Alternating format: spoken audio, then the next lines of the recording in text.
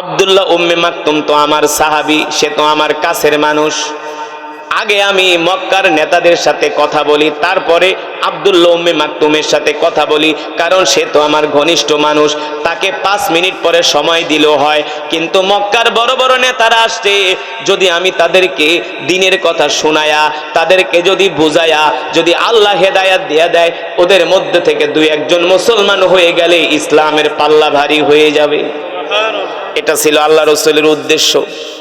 এই কারণে আল্লাহ নবী বলছে, আগে কুরাইশ নেতাদেরকে আসতে দাও, তাদের সাথে আমি কথা বলি, আব্দুল্লাহ উম্মে মাকতুমকে পরে আসতে বলো। এই কথা বলার সাথে সাথে আরশের মালিক আল্লাহ সহ্য করতে পারলেন না, সাথে সাথে জিবরাইলকে পাঠিয়ে দিয়েছেন। কোরআনুল কারীমের একটা সূরাও নাজিল করে দিয়েছেন, আবাসা ওয়া তাওয়াল্লা আন জাআহুল আ'মা ওয়া মা ইউদরিকা লাআল্লাহু ইয়াযাক্কা। জিবরাইল আলাইহিস সালাম এসে বলেন, ও আল্লাহর নবী, আপনি কি করলেন? আপনি মক্কার নেতাদেরকে আগে আপনার ঘরে ঢুকতে দিলেন, আপনার অন্ধ সাহাবী কোরআনের হাফেজ আব্দুল্লাহ উম্মে মাকতুমকে ঘরের দরজায় বসায় রাখছেন। না না না, আল্লাহ নির্দেশ দিয়েছেন মক্কার নেতাদেরকে আগে বাইর করে দেন, কোরআনে হাফেজকে আগে ঘরে ঢুকতে দেন। আগে কোরআনে হাফেজকে অগ্রাধিকার দেন, প্রাধান্য দেন। মক্কার নেতাদেরকে 21 নম্বর সিরিয়ালে ফালায় রাখেন। সুবহানাল্লাহ বলবেন। কোরআনে হাফেজের কত মর্যাদা। জিবরাইল আলাইহিস সালাম বলেন করলেন নাকি, কুরাইশ নেতাদেরকে বের করে আগে আব্দুল্লাহ উম্মে মাকতুমকে ঘরে ঢুকে তার সাথে আগে কথা বলেন, কারণ তার সিনার মধ্যে আল্লাহর কোরআন আছে। এই কারণে মক্কার নেতাদের চাইতে আব্দুল্লাহ উম্মে মাকতুমের মর্যাদা আল্লাহর কাছে বেশি। আব্দুল্লাহ উম্মে মাকতুমের মর্যাদা আল্লাহর কাছে বেশি। আল্লাহ তাআলা আল্লাহ রাসূলকে ধমক দিয়ে বলেন, আপনি কি করলেন? আবু জেহেলদের দরকার নাই, আবু লাহাবদের দরকার নাই, আমার দরকার আমার বান্দা আব্দুল্লাহ উম্মে মাকতুমকে, কারণ তার সিনার ভিতরে আমার কোরআন আছে। ঠিক কিনা বলেন? এই কথা বলার পরে আল্লাহ রাসূল মক্কার নেতাদেরকে বের করে দিয়ে বলে, তোমরা পরে আসো, আগে আমার সাহাবী কোরআনে হাফেজ আব্দুল্লাহ উম্মে মাকতুমকে আসতে দাও। যখন আব্দুল্লাহ উম্মে মাকতুম আল্লাহ রাসূলের ঘরে ঢুকলেন, আল্লাহ রাসূল দাঁড়ায়া তার চাদর মোবারক আব্দুল্লাহ উম্মে মাকতুমের জন্য বিছিয়ে দিলেন। সুবহানাল্লাহ। আল্লাহ রাসূল বলে, তুমি এই চাদরে বসো। সাহাবী বলে, না, আপনার চাদরে বসার মতো সাহস আমার নাই। আল্লাহ রাসূল কয়, কেন বসবা না? আমি হলাম চ্যান্সেলর, তুমি হলা ভাইস চ্যান্সেলর আমার মাদ্রাসার, তুমি এখানে বসো। সাহাবী বলে, না। আল্লাহ রাসূল বলে, কেন বসবা না? তোমার কারণে আল্লাহ আমাকে তোমার জন্য ধমক দিছে। আমি কেন তোমাকে আগে বের করে দিলাম, তোমাকে কেন ঢুকাইলাম না? এই জন্য আল্লাহ তাআলা আমাকে ধমক দিছে, আর আল্লাহ তাআলা আমাকে নির্দেশ দিয়েছে আগে যাতে আমি তোমার কথাগুলো শুনি। আল্লাহু আকবার। এই কারণে মুসলমান, কোরআনে হাফেজদের এত মর্যাদা। কাল হাসরের ময়দানে আল্লাহ তাআলা হাফেজে কোরআনদেরকে ডাকবেন আর বলবেন, ইউকালু লিসাহিবিল কোরআন।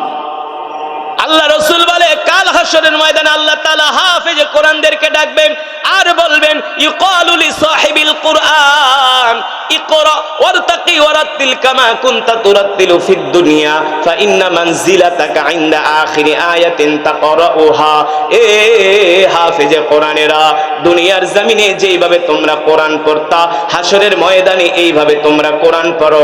একজন হাফেজে কোরআন এক আয়াত পড়বে, এক তালায় উঠবে, এক আয়াত পড়বে, এক তালায় উঠবে। যেখানে তার তেলাওয়াত শেষ হয়ে যাবে সেখানেই হবে তার থাকার স্থান।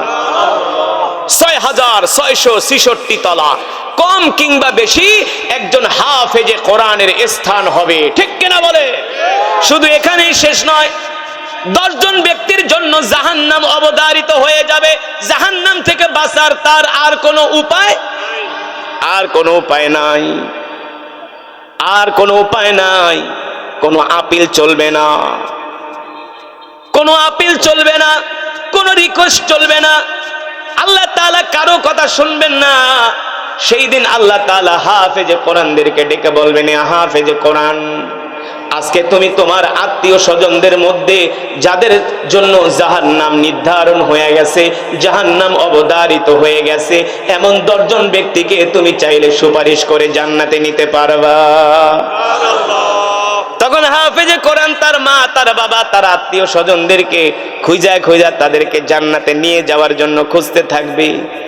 তখন আপনারা যারা এলাকার মানুষ আছেন, মুসলমানরা আছেন, আপনারা বলবেন, এ হাফেজে কোরআন, আমিও তো তোমাকে দুনিয়াতে ভালোবাসতাম, আমিও তোমাকে আমার বাড়িতে মেহমানদারি করেছিলাম, যদি পারো আজকে আমাকে একটু সহযোগিতা করো, আমার দিকে হাত বাড়ায় দাও। আল্লাহু আকবার, জোরে বলেন আল্লাহু আকবার। সেই সময় হাফেজে কোরআন এই সমস্ত কোরআনের মহব্বতকারীদেরকে ধরে ধরে আল্লাহর জান্নাতে প্রবেশ করাবি। কোরআনের এত মর্যাদা, কোরআনের এত ইজ্জত, আপনি যাতে ওই সাহাবীকে ডেকে আপনি তার জবানে কোরআন শোনেন। আল্লাহ রাসূল বলে, বলো কি? জিবরাইল বলে, হ্যাঁ, আল্লাহ তাআলা স্বয়ং আপনাকে নির্দেশ দিয়েছেন আপনার ওই কোরআনের কারি সাহাবী উবাই ইবনে কাবকে ডেকে আপনি তার জবানে কোরআন শোনেন। এই কথা শোনার পরে আল্লাহর নবী বললেন, এ সাহাবীরা, দেখো আমার কোরআনের কারি সাহাবী উবাই ইবনে কাব কোথায় আছেন। উবাই ইবনে কাবকে খুঁজে পাওয়া যাচ্ছে না। দুইজন সাহাবী বের হয়ে গেলেন উবাই ইবনে কাবকে খোঁজার জন্য। দেখলেন উবাই ইবনে কাব তার বাড়িতে আছেন। দুইজন সাহাবী যে বলে, উবাই ইবনে কাব, তোমাকে এই মুহূর্তে আল্লাহ রাসূল মসজিদে নববীতে ডেকেছেন। উবাই ইবনে কাব এই কথা শুনে এক দৌড় মারলেন। ডেকেছেন কে? আল্লাহ রাসূল। কে ডেকেছেন? বিশ্ব নবী রাহমাতুল লিল আলামিন ডেকেছেন। সুবহানাল্লাহ বলেন। আল্লাহ রাসূল যখন ডেকেছেন, এই কথা শোনার পরে আর সাহাবীর হুঁশ নাই, এক দৌড়ে মসজিদে নববীতে চলে আসছেন। এবার আসার পরে আল্লাহ রাসূল সাহাবী উবাই ইবনে কাবকে বললেন, ইয়া আবা ইবনে কাব, এদিকে আসো, তাআলাও, আমার কাছে আসো। সাহাবী উবাই ইবনে কাব আল্লাহ রাসূলের কাছে আসলেন। আল্লাহ রাসূল বললেন, ইকরা মিন কুরআনিল কারীম, তুমি কোরআনুল কারীম থেকে আমাকে তেলাওয়াত করে শোনাও। সুবহানাল্লাহ। সাহাবী উবাই ইবনে কাব বলেন, ওগো আল্লাহর নবী, আমি একটা ছোট মানুষ, আর আপনি হলেন রহমাতুল লিল আলামিন, আপনার উপরে আল্লাহ কোরআন নাজিল করছে। সুবহানাল্লাহ। আপনার সামনে আমি কিভাবে কোরআন পড়ি, আমার তো ভয় লাগে। আছে না? অনেক সময় ওস্তাদের সামনে কোরআন পড়তে ভয় লাগে। এখনো আমি যে ওস্তাদের কাছে হেফজ পড়েছি, তার কাছে এখনো কোরআন পড়তে গেলে আমার ভয় লাগে, ভয় পাই, লজ্জা পাই। যে কোনো সময় তার সামনে কোরআন পড়লে একটা না একটা ভুল ধরবই ধরবো। কইটা তোর মাখরাজ এখন এটাই সমস্যা, এটাই সমস্যা। এটা কোরআনের মুজিজা, এটা কোরআনের মুজিজা। সুবহানাল্লাহ।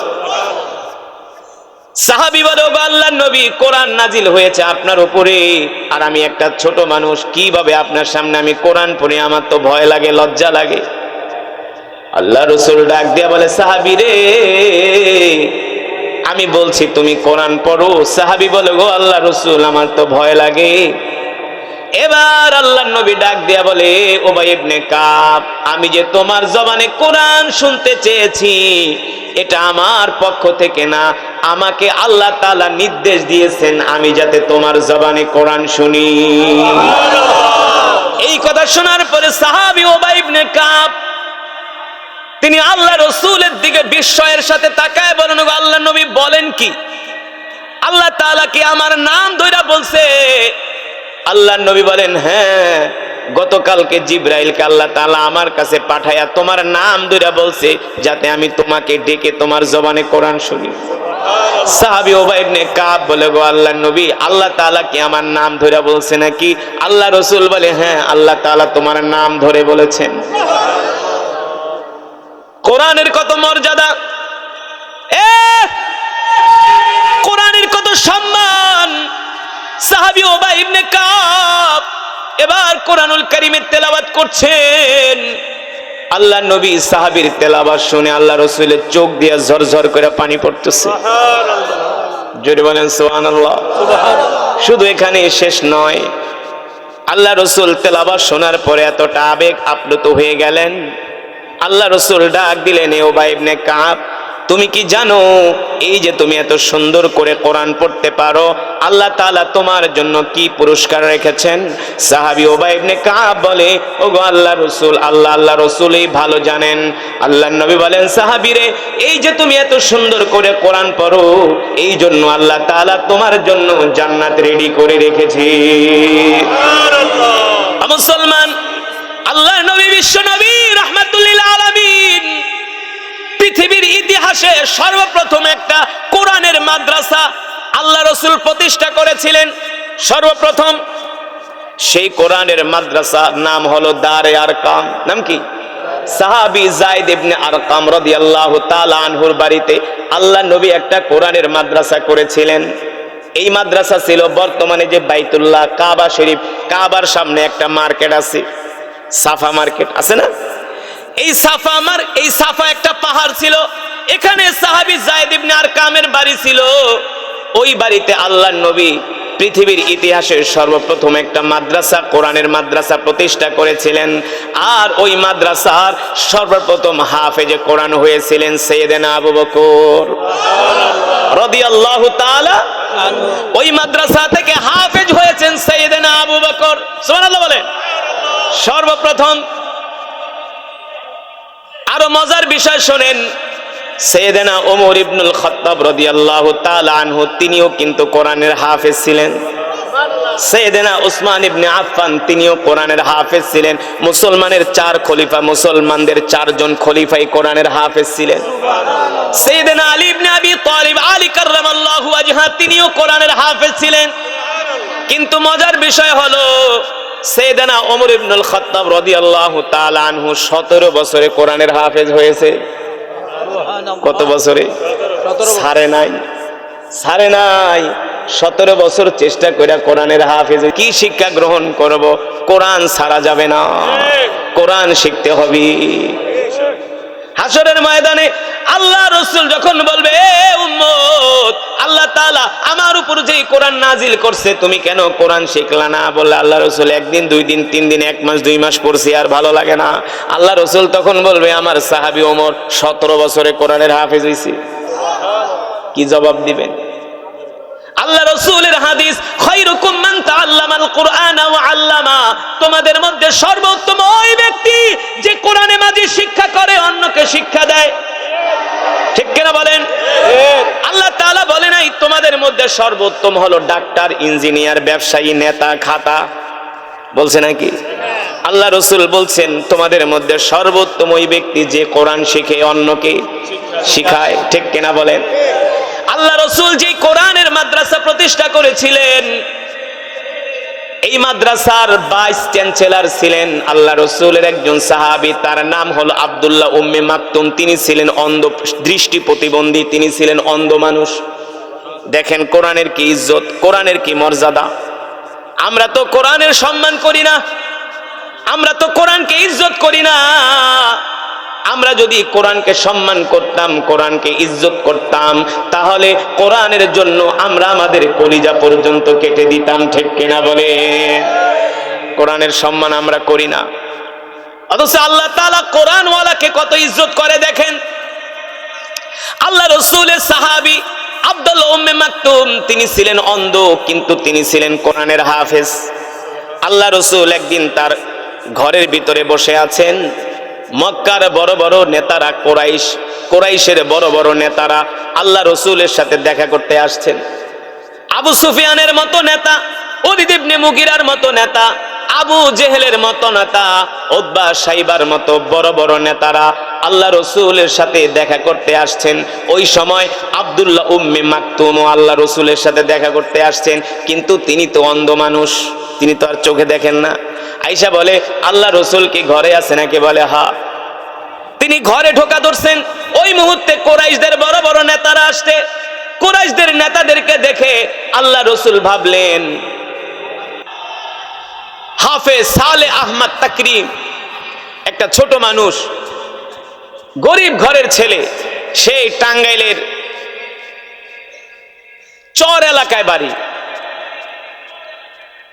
তাকরিমের মতো এমন লক্ষ কোটি কোটি ছেলে সারা পৃথিবীতে আছে কি আছে?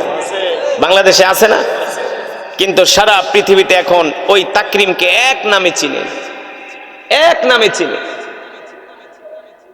আমরা যখন পৃথিবীর অনেক রাষ্ট্রে যাই, আরবরা আমাদেরকে বলে, শোনো, তোমাদের দেশের একটা জিনিস ভাল লাগে, কি বলে, তোমরা ক্রিকেট খেলায় প্রতিটা ম্যাচে হারো, আর তোমাদের হাফেজে কোরআনরা প্রতিটা প্রতিযোগিতায় তারা 1 নাম্বার হয়।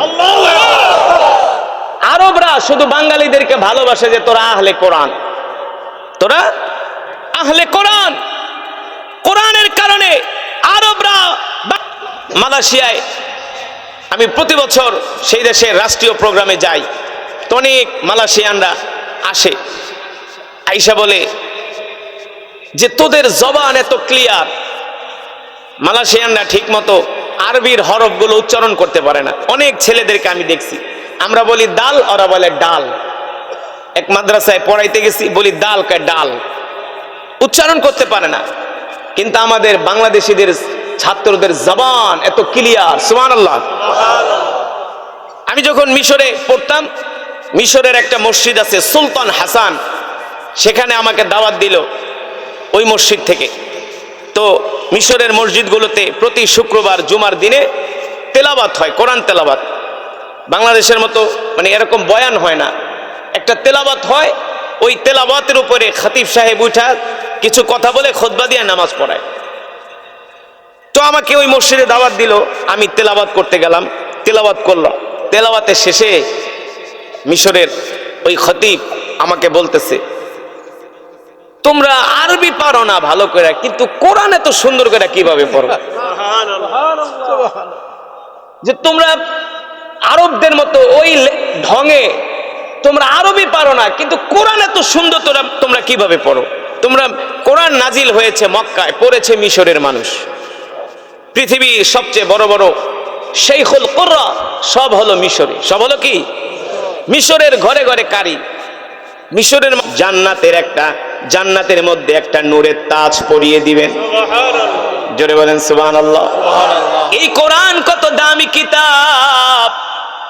আল্লাহর নবী বলেন, ইদা উদিআল মাইয়িতু ফি কবরিহি জাআল কুরআনু ইনদা রাসিহি। দুনিয়ার জমিনে আল্লাহ রাসূল বলেন, যারা কোরআনকে ভালোবাসে, কোরআনকে মুহাব্বত করে, কোরআনের তেলাওয়াত করে, কোরআনের মজমায় আসে, আল্লাহ রাসূল বলেন তারা যখন ইন্তেকাল করবে, তাদেরকে যখন কবরের মধ্যে শোয়ানো হবে, ওই অন্ধকার কবরে নাই কোনো বাতি, নাই কোনো সাথী। ওই কবরে পৃথিবীর কোনো মানুষ যেতে পারবে না। আত্মীয় স্বজন, ভাই ব্রাদার, ছেলে সন্তান, কারো কবরে যাওয়ার ক্ষমতা নাই। আল্লাহ রাসূল বলেন, যারা দুনিয়ার জমিনে কোরআনকে ভালোবাসবে, তাদেরকে কবরের মধ্যে শোয়ানোর সাথে সাথে আল্লাহর কোরআন তাদের মাথার সামনে যে দাঁড়িয়ে যাবে। শুধু দাঁড়াবে না, তাদের অন্ধকার কবরটাকে আলোকিত করবে। সুবহানাল্লাহ বলবেন না? অন্ধকার কবরটাকে আলোকিত করবে। মুসলমান, আল্লাহ রাসূল বলে, উম্মত তোমরা এই কোরআন বেশি বেশি করে তেলাওয়াত করো। তোমরা যদি কোরআনের তেলাওয়াত করো, কোরআনকে ভালোবাসো, তাহলে তোমাদের কোনো চিন্তা নাই। এই কোরআন তোমাদেরকে শুধু কবরের মধ্যে পাহারা দিবে না, এই কোরআন তোমাদেরকে পথ দেখিয়ে দেখিয়ে হাত ধরে ধরে আল্লাহর জান্নাতে প্রবেশ করাবে। কোরআন আমাদেরকে জান্নাতে প্রবেশ করিয়ে দিয়ে আসবে। এই কোরআনের কত ফজিলত। কোরআন নাজিল হয়েছে বিশ্ব নবীর উপরে। আল্লাহ রাসূলের একজন সাহাবী ছিলেন, তার নাম হলো উবাই ইবনে কাব রাদিয়াল্লাহু তাআলা আনহু। এই সাহাবী অনেক সুন্দর করে কোরআন পড়তে পারতেন। তিনি ছিলেন কোরআনের কারি। কে ছিলেন? কোরআনের কারি। আল্লাহ রাসূলের যত সাহাবী ছিলেন 1,26,000, তার মধ্যে 10,000 ছিল কোরআনের হাফেজ। আল্লাহ রাসূলের 1,26,000 সাহাবীদের মাঝে 10,000 ছিল কোরআনের হাফেজ। আর আল্লাহ রাসূল যখন কোন মজমায় যেতেন, কোরআনে হাফেজদেরকে সবার সামনের কাতারে বসতে দিতেন। হাফেজ সাহাবী যারা ছিলেন, তাদেরকে আল্লাহ রাসূল সবার আগে বসতে দিতেন, তাদেরকে আল্লাহ রাসূল অগ্রাধিকার দিতেন, শুধু একমাত্র কোরআনের কারণে। ঠিক কিনা বলেন? কোরআনের কারণে। আল্লাহ রাসূল একদিন মসজিদে নববীতে বসে আছেন, জিবরাইল আলাইহিস সালাম আল্লাহ রাসূলের কাছে আসছেন। জিবরাইল এসে বলছেন, ওগো আল্লাহর রাসূল, আল্লাহ তাআলা আমাকে আরশে আজিম থেকে পাঠিয়েছেন আপনার কাছে। ও ভাই জিব্রাইল, কেন আল্লাহ তাআলা আমাকে তোমার কাছে পাঠিয়েছেন? জিব্রাইল আলাইহিস সালাম বলেন, ওগো আল্লাহর নবী, আপনার না একজন কোরআনের কারি, একজন সাহাবী আছে যার নাম হলো উবাই ইবনে কাব। সুবহানাল্লাহ বলবেন না? সুবহানাল্লাহ। আপনার না একজন কোরআনের কারি, একজন সাহাবী আছে, তার নাম হলো কুল ইন্না সালাতি ওয়া নুসুকি ওয়া মাহইয়ায়া ওয়া মামাতি লিল্লাহি রাব্বিল আলামিন লা শারীকা লাহু ওয়া বিযালিকা উমিরতু ওয়া আনা আউয়ালুল মুসলিমিন।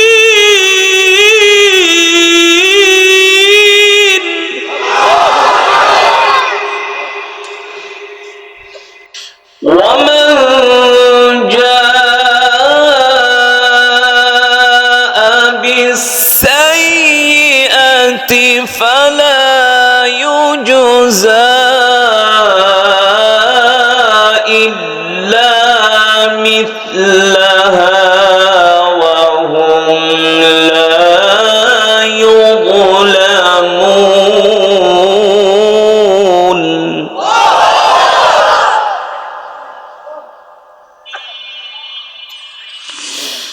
قل إنني هداني ربي إلى صراط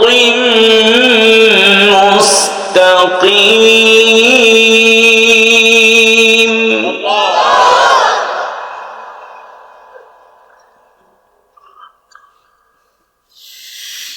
قل إنني هداني ربي إلى صراط مستقيم.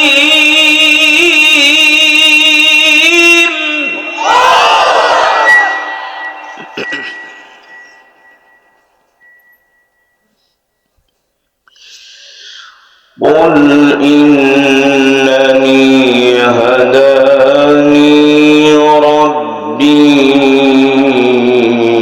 إلى صراط مستقيم. قل إنني هداني ربي إلى صراط مستقيم دينا قيما ملة إبراهيم حنيفا.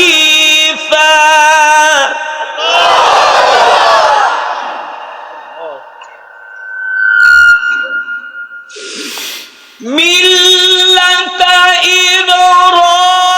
إبراهيم حنيفا وما كان من المشركين.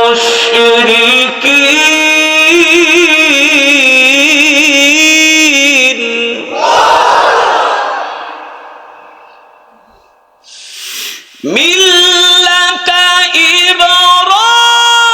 إبراهيم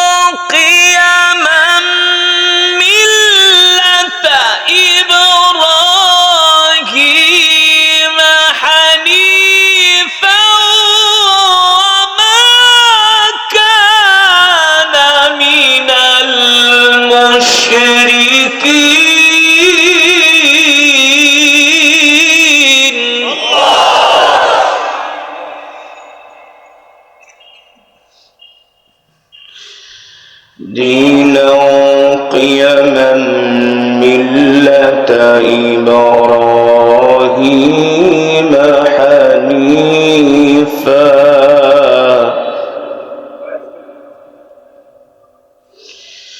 ملة إبراهيم حنيفا وما كان من المشركين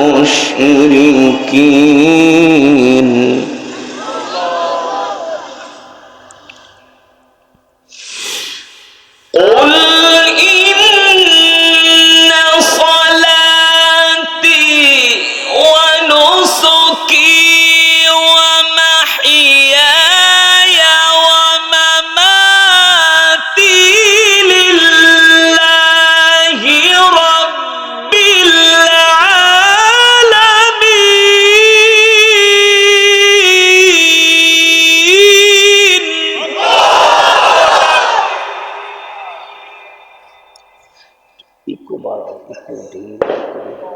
इको ढेर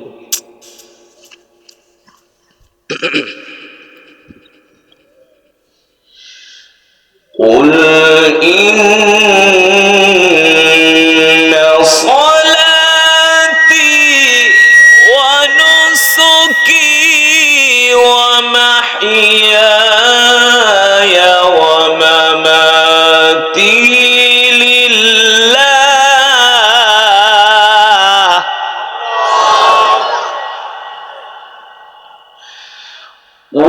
ومحياي ومماتي لله رب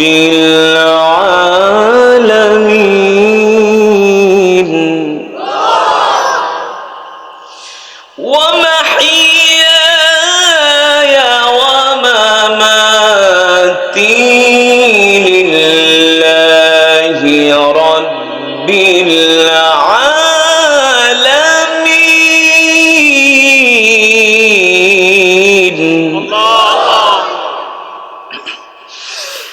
قل إن صلاتي ونسكي ومحياي ومماتي لله رب العالمين.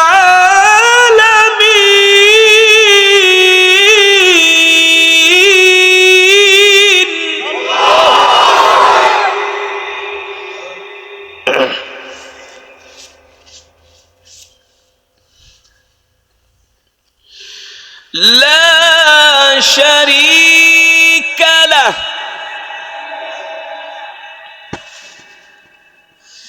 لا شريك له وبذلك أمرت وأنا أول المسلمين.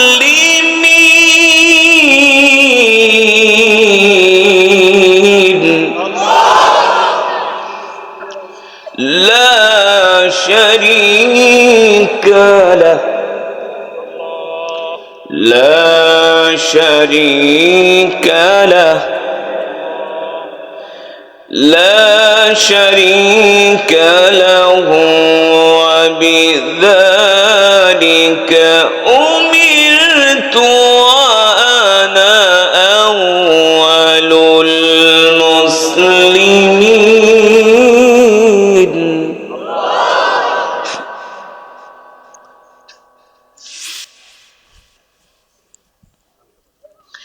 لا شريك له لا شريك له وبذلك أمرت وأنا أول المسلمين.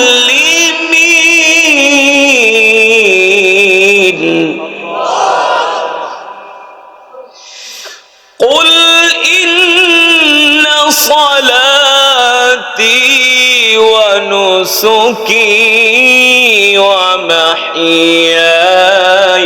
ومماتي لله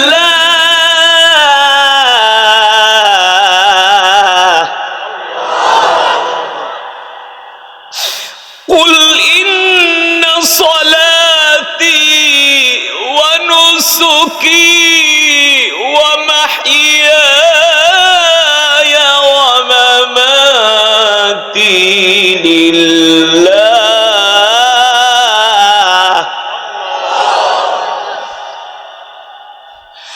ومحياي ومماتي لله رب العالمين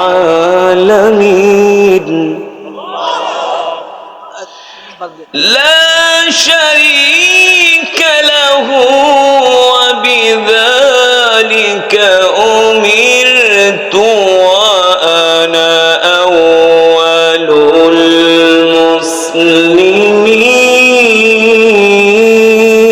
المسلمين الله أكبر ولله الحمد بسم الله الرحمن الرحيم قل هو الله قل هو الله أحد الله الصمد لم يلد ولم يولد لم يلد ولم يولد ولم يكن له كفوا أحد بسم الله الرحمن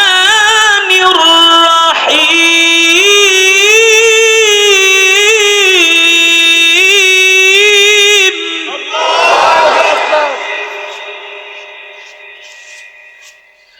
بسم الله الرحمن الرحيم قل هو الله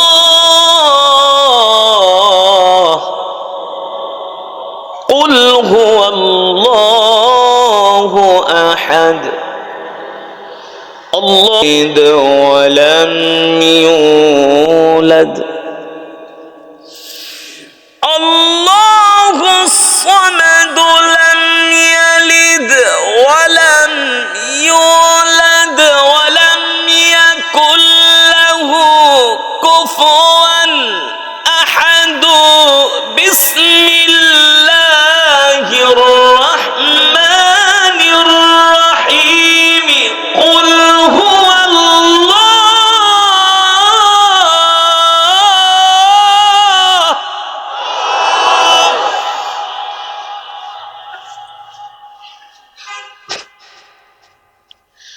قل هو الله أحد الله الصمد لم يلد ولم يولد ولم يكن له كفوا أحد